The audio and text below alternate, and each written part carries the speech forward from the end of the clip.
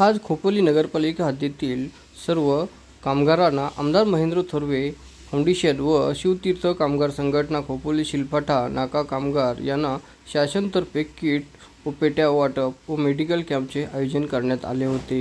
यावेळी प्रमुख पाहुणे म्हणून दिनेशजी थोरवे, शिवसेना शहर प्रमुख संदीप पाटील, गणेश खानविलकर, मोहन अवसरमन, ताते रिठे, अनिल भिंडे, प्रथमेश रोकडे, छाया महाडिक, जया महाडिक व तसेच आयुक्त म्हणून सुजित कुमार, मंगेश कांबळे, मंदार करब, नेहा हेमणे व कामगार सहआयुक्त पनवेल व महाराष्ट्र बांधकाम योजना रायगड हे लाईफ केअर यांच्या माध्यमातून या कामगारांना कॅम्पचं आयोजन करण्यात आलं होतं व कामगारांना सेफ्टीसाठी वस्तूचे वाटपही करण्यात आलं। यावेळी या कार्यक्रमाचा विशेष आढावा घेतला आहे संघर्ष रायगड न्यूजने।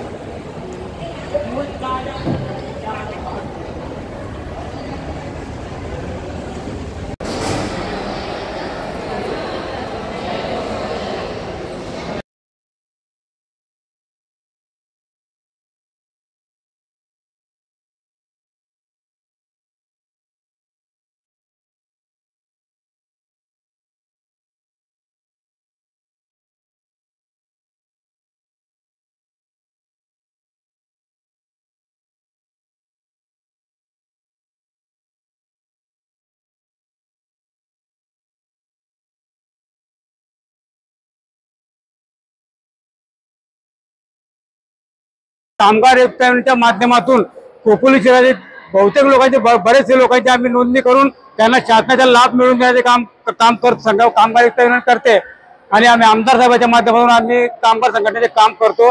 तर जे काही लोक कामगार असंघटित कामगार असतील, नाका कामगार असतील, महिला कामगार असतील खोपोली शहरामध्ये, त्यांनी सुद्धा आमच्या जवळ यायचे, आम्ही त्यांचे सुद्धा त्या कामगारांचे काम करू, त्यांना सुद्धा शासनाकडून त्या योजनेचा लाभ आहे तो मिळवून देण्याचे काम आमची संघटना त्यांच्याशी सेवेची पूर्ण आहे।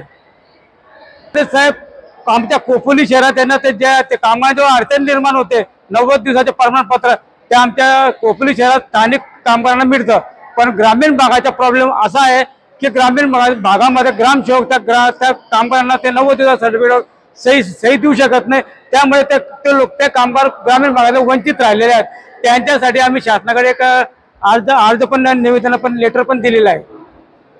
नुसार खोपोलीमध्ये जवळपास एक 200-250 महिला कामगार आहेत, पण नोंदणी करताना त्यांना येणाऱ्या अडचणी आहेत की आम्हाला त्याची माहिती नसल्यामुळे, योजनांची माहिती नसल्यामुळे आम्ही मुळात करतच नाही नोंदणी। आणि जे मोबाईल नंबर लागतात मुळात ते त्यांच्याकडे नसतात, त्यांच्या फॅमिली मेंबरकडे असतात, मिस्टरांकडे असतात, मुलांकडे असतात, ते स्वतः मोबाईल वापरत नाही।